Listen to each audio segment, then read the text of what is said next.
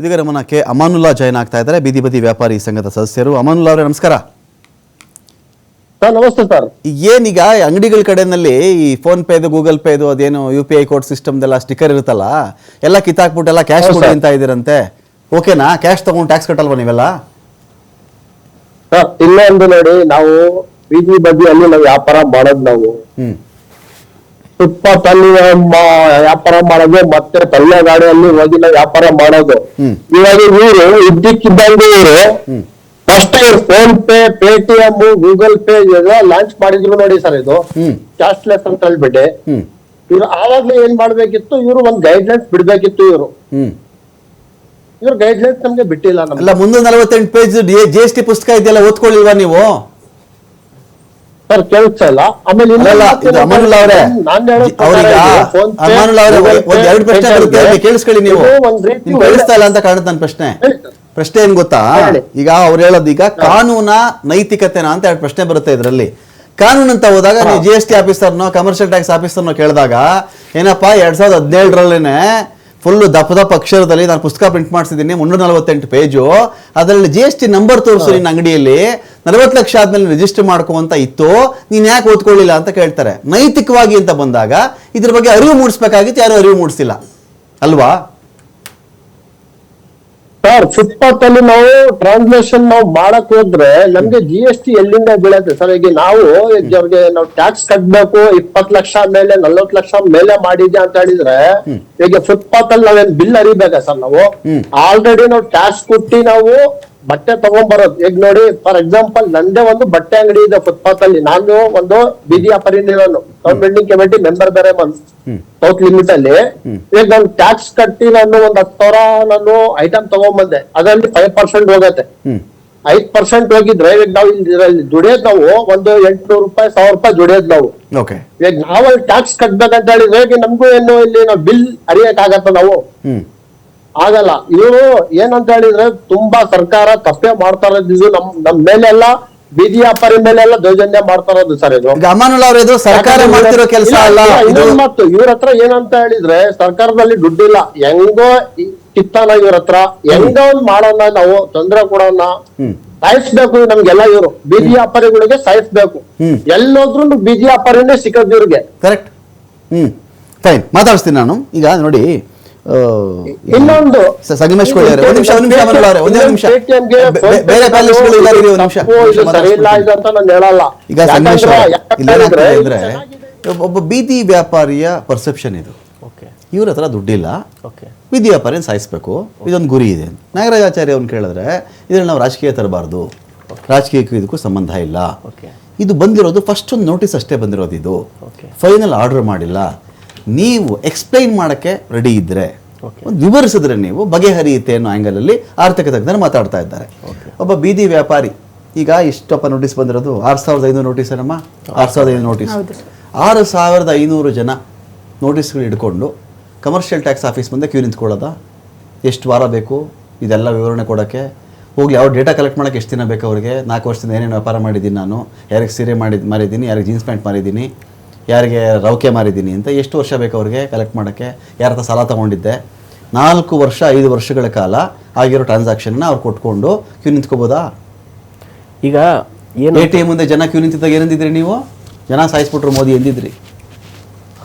ಜನ ಸಾಯಿಸ್ತಾ ಇದ್ದಾರೆ, ATM ಅಲ್ಲಿ ಕ್ಯೂ ನಿಲ್ಲಿಸ್ಬಿಟ್ರು, ನಮ್ಮ ತಾಯಿ ನಿಲ್ಲಿಸ್ಬಿಟ್ಟಿದ್ದೀನಿ ಅಂತ ಅವ್ರಂದ್ರು, ಅವಾಗ ಎಂದಿದ್ರಲ್ಲ. ಈಗ ಯಾರನ್ನ ಕ್ಯೂ ನಿಲ್ಲಿಸ್ತಾ ಇದ್ದೀರಿ ನೀವು? ಈಗ ಏನಂದ್ರೆ ಈ ವಿಚಾರ ಅವೈಜ್ಞಾನಿಕ. ಏನೇ ಇದು ನೋಟಿಸಸ್ಸು ಏನೇ ಇರಲಿ, ಯಾವುದೇ ಸರ್ಕಾರ ಇರಲಿ, ಈಗ ಏನು ಆರ್ಥಿಕ ತಜ್ಞರು ಹೇಳಿದ್ರು, ಇದು ರಾಜಕಾರಣ ಮಾಡೋದು ಬೇಡ.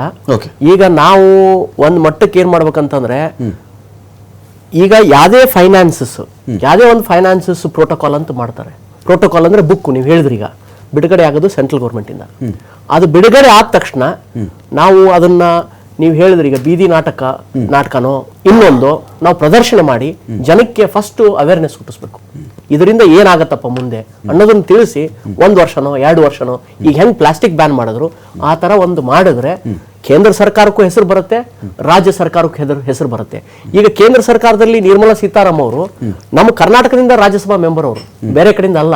ಈಗ ಬರೇ ಸಿದ್ದರಾಮಯ್ಯ ಸಾಹೇಬರು ಅಥವಾ DK ಸಾಹೇಬ್ರನ್ನ ಇನ್ನೊಬ್ಬರನ್ನ ಬಯೋದ್ರಿಂದ ಇದರಿಂದ ಕೆಲಸ ಆಗಲ್ಲ. ಈಗ ಕೇಂದ್ರ ಸರ್ಕಾರದಲ್ಲಿ ನಿರ್ಮಲಾ ಸೀತಾರಾಮನ್ ಇದ್ದಾರೆ, ಅವ್ರು ಏನ್ ಮಾಡ್ತಾ ಇದ್ದಾರೆ? ಅವರು ಒಂದು ಇದಕ್ಕೆ ಉತ್ತರ ಕೊಡಬೇಕು. ಯಾಕಂದ್ರೆ ಅವರು ರಾಜ್ಯಸಭಾ ಮೆಂಬರ್ ಇಲ್ಲಿಂದ. ಬೀದಿ ನಾಟಕ ನೀವು ಮಾಡ್ತಾರೆ, ಜನ ಕಣ್ಣಿಗೆ ಬಟ್ಟೆ ಕಟ್ಕೊಂಡ್ಬಿಡ್ತಾರ? ಅಲ್ಲಲ್ಲ, ನೀವು ಬೀದಿ ನಾಟಕ ಮಾಡಿಸ್ಬಿಟ್ಟ ಜನ ಕಣ್ಣಿಗೆ ಬಟ್ಟೆ ಕಟ್ಕೊಂಡ್ಬಿಡ್ತಾರೆ. ನೀವು ಅರಿವು ಮೂಡಿಸಿ. ಅಲ್ಲ, ನಾವು ಅರಿವು ಮಾಡಿಸ್ತೀವಿ ಸ್ವಾಮಿ. SGST ಅಲ್ಲಿ ಸ್ಟೇಟ್ ದಲ್ವಾ, ಸ್ಟೇಟ್ ಗೂಡ್ಸ್ ಅಂಡ್ ಟ್ಯಾಕ್ಸಸ್ ಬರುತ್ತಲ್ವಾ ಒಂದು, ಅದೇ ರೀತಿ CGST ಅವ್ರದ್ದು ಬರುತ್ತೆ. ಈಗ ನೋಡಿ 50-50 ಅವ್ರದ್ದು 50 ನಿಮ್ದು ನೀವೇ ಇದು ಮಾಡಿ. ನಿರ್ಮಲಾ ಸೀತಾರಾಮನ್ ಡೌನ್ ಮಾಡ್ಕೊಂಡು CGST ಇರ್ಲಿ SGST ಇರ್ಲಿ, ಮತ್ತೆ ಅದಕ್ಕೆ ಪ್ರೋಟೋಕಾಲ್ 40 ಲಕ್ಷ ಅಂತ ಬರೆದವ್ರು ಯಾರು, ಮಾಡಿದವ್ರು ಯಾರು ಕಾನೂನ್ನ? ಓಕೆ, ಸೆಂಟ್ರಲ್ ಗೌರ್ಮೆಂಟ್ ನಾವ ಸೆಂಟ್ರಲ್ ಗೌರ್ಮೆಂಟ್ ಸೆಂಟ್ರಲ್ ಗೌರ್ಮೆಂಟ್ ಮಾಡಿದ್ಮೇಲೆ 40 ಲಕ್ಷ ಯಾರಿಗೆ ಮಾಡಬೇಕು, ಏನ್ ಮಾಡ್ಬೇಕು ಅನ್ನೋದು ಪ್ರೋಟೋಕಾಲ್ ಮಾಡಬೇಕು. ನೋಟಿಸ್ ಅಲ್ಲ, ನೋಟಿಸ್ ಪಿಕ್ ಅಂಡ್ ಚೂಸ್ ಮಾಡಬೇಡಿ.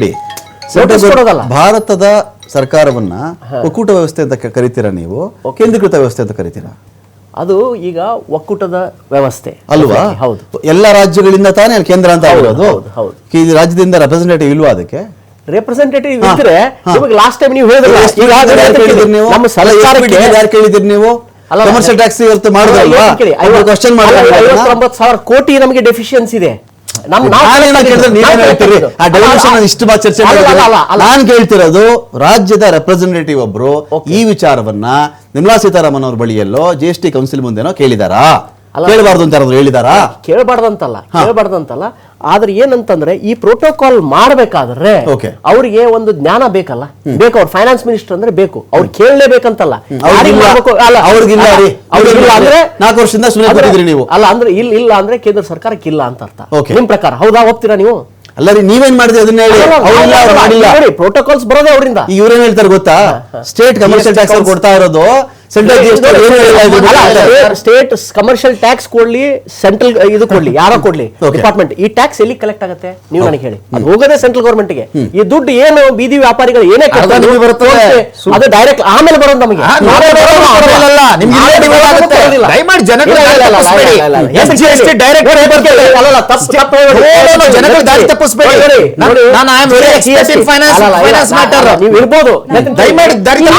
ಕಿತ್ತಾಡೋ ಅವಶ್ಯಕತೆ ಇಲ್ಲ ಸರ್. ಇಲ್ಲಿ ಬೀದಿ ಬದಿ ವ್ಯಾಪಾರಿಗಳಿಗೆ ತುಂಬಾ ತೊಂದರೆ ಆಗ್ತಿದೆ.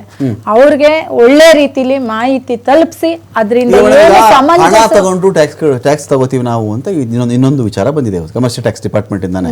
ನೀವೇನೋ ಸ್ಟಿಕರ್ ಕಿತ್ತಾಕ್ಬಿಡ್ತೀನಿ, UPI ಕಿತ್ತಾಕ್ಬಿಡ್ತೀನಿ, ನಾನು ಬಿಟ್ಟುಬಿಡಲ್ಲ.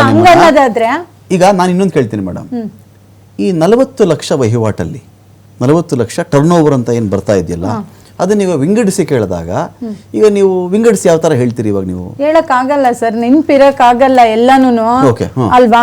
ಆಮೇಲೆ ನಾನು ಒಂದು ಹೇಳೋದು, ಇವ್ರು ಬಡವರು ಅಂತ PM ಸ್ವನಿಧಿ ಕೇಂದ್ರದಿಂದ ಕೊಟ್ಟಿದ್ದಾರೆ ಅಲ್ವಾ? ಬಡವರು ಅಂತ ಕೊಟ್ಟ ಮೇಲೆ ಇವ್ರಿಗೆ ಇಷ್ಟು ಟ್ಯಾಕ್ಸ್ ಸಮಂಜಸನ? ಅವ್ರಿಗೆ ಟ್ಯಾಕ್ಸ್ ಹಾಕೋದು ಸಮಂಜಸನ? ಫಸ್ಟ್ ಆಫ್ ಆಲ್ ನಾನು ಇದು ಕೇಳೋದು. ಅವ್ರು ಹೇಳ್ತಾರೆ 40 ಲಕ್ಷ ಮೇಲ್ಪಟ್ಟು 1.5 ಕೋಟಿವರೆಗೂ ವ್ಯಾಪಾರ ಮಾಡಿರುವವರಿಗೆ 40 ಲಕ್ಷ ಮೇಲ್ಪಟ್ಟವ್ರು ಶ್ರೀಮಂತರೇ ಅಲ್ಲ.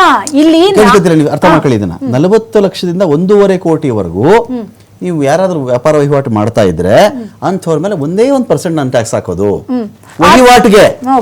ನೀವು ಅಪ್ ಟು 1.5 ಕೋಟಿ ನೀವು ವ್ಯಾಪಾರ ಮಾಡಿದ್ದೀರಾ, ಅದರಲ್ಲಿ ನನಗೆ 1% ಟ್ಯಾಕ್ಸ್ ಕೊಡಿ ಅಂದ್ರೆ 1.5 ಲಕ್ಷ ಟ್ಯಾಕ್ಸ್ ಆಯ್ತು ನಿಮಗೆ.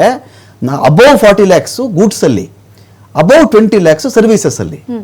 ಹಾಗಿದ್ದಾಗ ಇಲ್ಲಿ ಬಡವ ಅಂತ ಹೇಳಿ ಬರ್ತಾನೆ ಪ್ರಶ್ನೆ. 1% ನಾನು ಟ್ಯಾಕ್ಸ್ ಕೇಳ್ತಾ ಇರೋದು, 18% ಕೇಳ್ತಾ ಇಲ್ಲ ನಾನು, 20% ಕೇಳ್ತಾ ಇಲ್ಲ ನಾನು, 1% ಕಟ್ಟಕ್ಕೆ ಏನು ಅಂತ ಅವ್ರ ವಾದ. ಅದು ನಾನು ಹೇಳೋದು. ಇಷ್ಟು ವರ್ಷ ಯಾಕೆ ಪ್ರತಿ ವರ್ಷನೂ ಅವ್ರು ಮಾಡಿದ್ರೆ ಅವ್ರು ಒಂದು ರೀತಿಲಿ ಏನಾದ್ರೂ ಒಂದು ಉತ್ತರ ಸಿಕ್ಕಿರ್ತಿತ್ತೇನೋ. ಅರ್ಥ ಆಯ್ತಾ ಸರ್? ಇದು ಅಟ್ ಅ ಟೈಮ್ ಹೇಳಿದಾಗ ಯಾರು ಅವ್ರ ಅಕೌಂಟ್ ಅಲ್ಲಿ ಇಟ್ಕೊಂಡು ಕೂತಿಲ್ಲ ಸರ್. ಅವ್ರು ಹೇಳ್ತಿದಾರಲ್ಲ, ನಮ್ಮ ಅಂಗಡಿ ಮಾರಿದ್ರು 2 ಲಕ್ಷ 3 ಲಕ್ಷ ಸಿಗಲ್ಲ, 10 ಲಕ್ಷನೂ ಸಿಗಲ್ಲ, ಇವ್ರು 40 ಲಕ್ಷ ಹಾಕಿದ್ರೆ ಎಲ್ಲ ಮಾರೋಣ, ಎಲ್ಲಿ ಮಾರಿದ್ರು ನಾನು ಕೇಳ್ಬಿಡ್ತೀನಿ. ನಾನು ಒಂದು ದಿನಕ್ಕೆ 5,000 ರೂಪಾಯಿ ಬ್ರೆಡ್, ರಸ್ಕು, ಬಿಸ್ಕೆಟ್ಸ್ ತರಿಸ್ಬೋದು ಒಬ್ಬ ಮನುಷ್ಯ. 5,000 ವ್ಯಾಪಾರ ಆಯ್ತು. 5,000 ವ್ಯಾಪಾರ ಆದ್ಮೇಲೆ ಅಂಗಡಿ ಕೇಳಿದ್ರೆ ಎಲ್ರಿ 1,000 ರೂಪಾಯಿ ಬಂಡವಾಳ ಎಷ್ಟು ಹಾಕಿರ್ತಾನೆ ಸರ್? ಮೇಡಮ್, ನಾನು ಅದೇ ವಿಷಯಕ್ಕೆ ಬರ್ತಾ ಇದ್ದೀನಿ. 5,000 10,000 ಮಾಡ್ಕೊಂಡು ಬಂದಿರ್ತಾನೆ. ಒಂದಿನ 5,000 ವ್ಯಾಪಾರ ಮಾಡೋದು ನನ್ನ ಅಂದಾಜಲ್ಲಿ ಹೇಳ್ತಾ ಇದ್ದೀನಿ. 2,000 ಮಾಡ್ಬೋದು ಅವನು. ತಿಂಗಳು ಲೆಕ್ಕ ಹಾಕೊಂಡು 60,000 ಆಯ್ತು. ವರ್ಷಕ್ಕೆ ಲೆಕ್ಕ ಹಾಕಿದ್ರೆ ಹೆಚ್ಚು ಕಡಿಮೆ 6 ಲಕ್ಷದ ಮೇಲೆ ದಾಟ್ಬಿಡುತ್ತದು. 6 ಲಕ್ಷ 7 ಲಕ್ಷದ 20,000 ಆಗ್ಬಿಡುತ್ತದು. ಈ ತರ ಒಂದು ವರ್ಷಕ್ಕೆ 7 ಲಕ್ಷ 20,000 ಆದ್ರೆ ಅವ್ನಿಗೇನು ಸಮಸ್ಯೆ ಇಲ್ಲ. ಅವ್ರು ಯಾವಾಗಿಲ್ಲಿ ಇದು 20 ದಾಟ್ತಾ ಇದೆ, 40 ಲಕ್ಷ ದಾಟ್ತಾ ಇದೆ ಅಂತ ನೋಟಿಸ್ ಬರುತ್ತೆ ಹೊರತು ನೀನು 18 ಲಕ್ಷ ಮಾಡಿದ್ಯಾ ಕಟ್ಟು ಅಂತ ಯಾರು ಕೇಳಿರಲ್ಲ. ಏರಾನ್ ನಾನು ಕೇಳ್ತಾ ಇದ್ದೀನಿ. ವರ್ಷಕ್ಕೆ ನಾನು ಕೇಳಿದ್ರು ಕೂಡ ಒಂದು ವರ್ಷಕ್ಕೆ ನಿಂಗೆ 40 ಮೇಲೆ ಆಗಿರ್ಬೇಕಲ್ಲ. ರಿಜಿಸ್ಟರ್ ಮಾಡಿಸ್ಕೊಳ್ಳಪ್ಪ ಅಂತ ಕೇಳ್ತಿರೋದು. ರಿಜಿಸ್ಟರ್ ಆದ್ರೆ ಪೆನಾಲ್ಟಿ ಆಗ್ತಾ ಇದೀನಿ ನಾನು ನಿನಗೆ ಅಂತ ಹೇಳಿ. ಇದು ನಿಜವಾಗ್ಲೂ ಗೊತ್ತಿರಲಿಲ್ವಾ ಅವ್ರಿಗೆ? ಇದು ಇಲ್ಲ ಸರ್, ಗೊತ್ತಿಲ್ಲ. ಇದು ಗೊತ್ತಿದ್ರೆ ಇಷ್ಟೊಂದು ನ್ಯೂಸ್ ಗಳು ಬರ್ತಾ ಇರ್ಲಿಲ್ಲ ಸರ್. ಅವ್ರು ಒಪ್ಕೋತಾ ಇದ್ರು, ಅವ್ರ ಏನ್ ನೋಟಿಸ್ಕೊಂಡು ಒಪ್ಕೋತಾ ಇದ್ರು. ಗೊತ್ತಿಲ್ಲದೆ ಹೋದಕ್ಕೆ ಈ ತರ ಮಾಡಿದ್ರೆ ನಾನು